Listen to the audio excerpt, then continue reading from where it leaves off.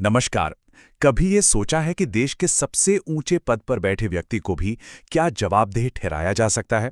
इसका जवाब है हाँ, बिल्कुल। और आज हम लोकतंत्र की इसी सबसे शक्तिशाली और बहुत कम इस्तेमाल होने वाली प्रक्रिया को समझने वाले हैं। तो चलिए इसी सवाल से शुरू करते हैं। ये एक ऐसा बुनियादी सवाल है जिसका जवाब किसी भी लोकतंत्र की नींव होता है, और यही वो चीज है जो तय करती है कि कोई भी कानून से ऊपर नहीं है। दरअसल इसका जवाब एक ऐसी प्रक्रिया में है जो एक तरह से संविधान का इमरजेंसी ब्रेक है। एक ऐसा ब्रेक जिसे सिर्फ और सिर्फ बेहद असाधारण हालात में ही खींचा जा सकता है। तो सवाल यह है कि आखिर ऐसी क्या वजह हो सकती है? वो कौन सी एक चीज होगी जो देश के राष्ट्रपति के खिलाफ इतनी गंभीर प्रक्रिया शुरू कर दे?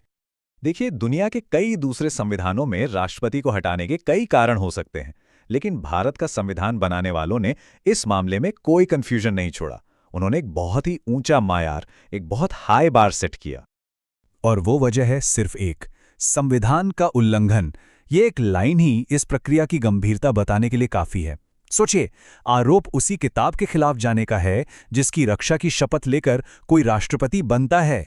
लेकिन अब यहां एक बहुत दिलचस्प बात आती है। संविधान ये तो कहता है कि उल्लंघन के लिए महाभियोग लाया जा सकता है, पर यह कहीं नहीं बताता कि इस उल्लंघन शब्द का असली मतलब क्या है। और ये जानबूझकर किया गया है। इसका मतलब ये है कि ये तय करने की पूरी जिम्मेदारी भारत की संसद की है कि राष्ट्रपति का कौन सा काम या फैसला संविधान का उल्लंघन माना जाएगा और कौन सा नहीं। चलिए अब इस संवैधानिक सुरक्षा कवच की प्रक्रिया को स्टेप बाय स्टेप समझते हैं कि ये असल में जमीन पर काम कैसे करता है। देखिए, ये कोई एक दो दिन की बात नहीं है। ये एक बहुत मुश्किल 4 स्टेप्स वाली यात्रा है जो संसद के दोनों सदनों से होकर गुजरती है और दोनों की मजबूत भागीदारी चाहती है।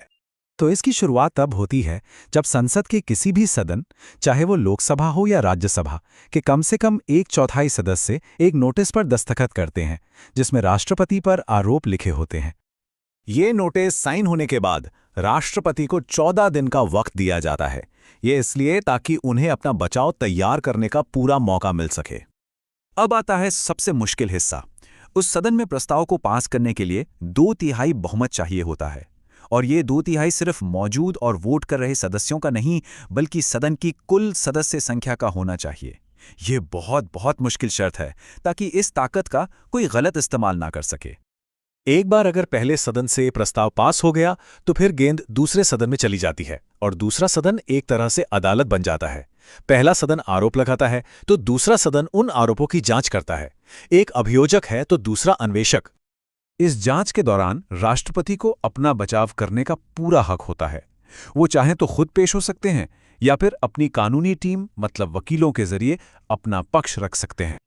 और अगर जांच करने वाले दूसरे सदन को भी लगता है कि आरोप सही है और वो भी अपनी कुल सदस्य संख्या के उसी 2/3 बहुमत से प्रस्ताव पास कर देता है, तो नतीजा उसी वक्त सामने आता है। और यही बात हमें इस पूरी प्रक्रिया के नतीजे और इसके ऐतिहासिक पहलू तक ले आती है। जिस पल, जिस सेकंड दूसरा सदन उस प्रस्ताव को पारित करता है, उसी पल से राष्ट्रपति अपने पद से हट जाते हैं। कोई देरी नहीं, कोई और प्रक्रिया नहीं। ये संविधान की सर्वोच्चता का सबसे बड़ा सबूत है। तो इस पूरी प्रक्रिया की गंभीरता और मुश्किलों को देखकर एक सवाल तो मन में आता ही है कि भारत के इतिहास में इस संवैधानिक इमरजेंसी ब्रेक का इस्तेमाल आखिर हुआ कितनी बार है? और इसका जवाब है 0, एक बार भी नहीं। जी हां, भारतीय गणतंत्र के 75 सालों से भी ज्यादा के इतिहास में आज तक किसी भी राष्ट्रपति पर महाभियोग की प्रक्रिया पूरी नहीं हुई है। और ये फैक्ट हमें एक बहुत गहरे सवाल पर लाकर छोड़ देता है। क्या इस तरह की एक शक्तिशाली ताकत का असली मूल्य उसके इस्तेमाल में है, या सिर्फ इस बात में है कि वो संविधान में मौजूद है, एक अंतिम चेतावनी की तरह जो ये याद दिलाती रहे कि कोई भी संविधान से बड़ा नहीं है?